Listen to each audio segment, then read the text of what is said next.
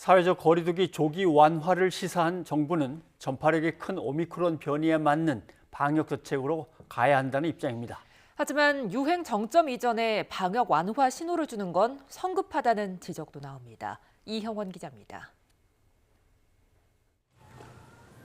오는 13일까지인 기존 거리두기의 조기 완화를 시사한 정부는 오미크론 특성에 주목해야 한다는 입장입니다. 큰 전파력을 고려하면 거리두기 강화로 유행 확산을 억제하는 데 한계가 있다는 겁니다. 특히 치명률이 델타의 4분의 1 정도로 낮은 데다 3차 접종을 마쳤다면 계절 독감 수준에 불과해 피해가 크지 않다는 점을 강조하고 있습니다. 확진자 급증에도 치명률이 낮다면 자영업자나 소상공인이 피해를 보게 되는 거리두기 조치의 조정이 필요하다는 겁니다. 오미크론의 빠른 전파력을 고려할 때 이 유행 확산 차단을 위한 거리두기의 강화 효율성이 떨어진다고 보고 있습니다. 확진자 자체 억제보다는 중증 사망 최소화를 위한 관리에 주력하면서 방역 전문가들은 오미크론 특성에는 동의하지만 방역 완화를 꺼내들 시점은 아니라고 지적합니다. 파고를 먼저 겪은 해외 사례를 봐도 유행 정점이 지나 방역을 풀었다며 정점 전 완화 신호를 주는 건 성급하다는 겁니다.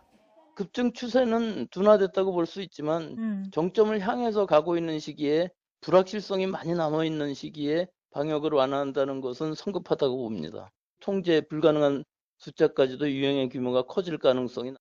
무엇보다 정부가 강조하고 있는 피해 최소화 전략에도 지금 방역 완화는 도움이 되지 않는다고 비판했습니다.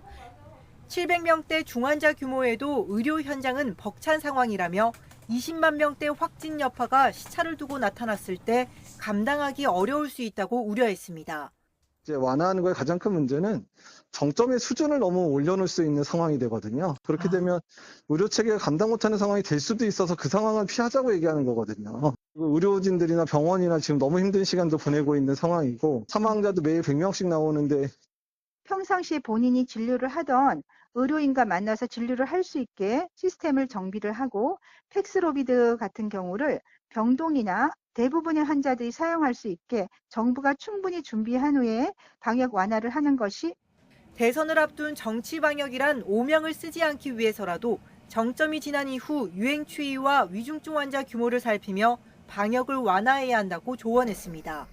YTN 이영훈입니다.